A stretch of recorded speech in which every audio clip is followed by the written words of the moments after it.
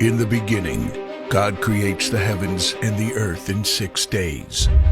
He makes Adam and Eve, who spend their days with God until they give in to temptation by eating from a forbidden tree. Sin enters the world, and things get so bad that God floods the earth and starts over with Noah and his family. Years later, God calls Abraham to follow him with the promise to make Abraham the father of a great nation.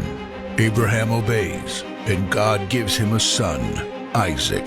Isaac's son Jacob has 12 sons. Joseph, Jacob's favorite, becomes second in command of Egypt.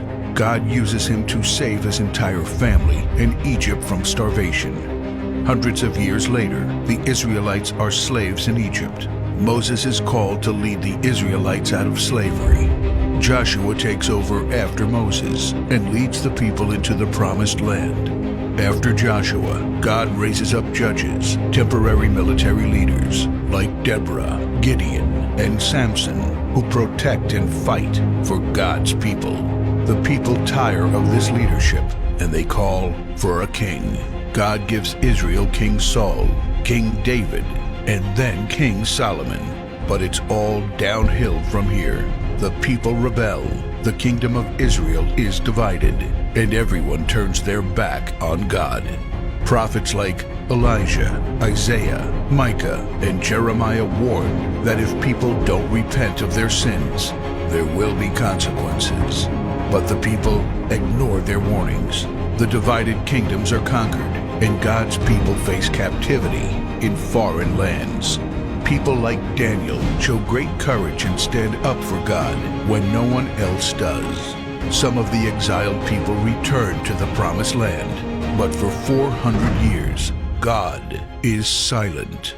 No prophets, no miracles, and no angel visitations. But then, the silence is broken when Jesus is born. He lives a perfect life, teaches truth, and performs miracles, proving He is God. He shows us the full extent of God's love by taking our place and dying on the cross for our sin. He is placed in a grave, but 3 days later, Jesus rises again, conquering sin and death. His followers travel the world, sharing the good news of His love and starting churches. We now are part of this story, and we have the chance to change the world and share His love, because one day He will crack open the sky and He will return. It's the greatest story ever told.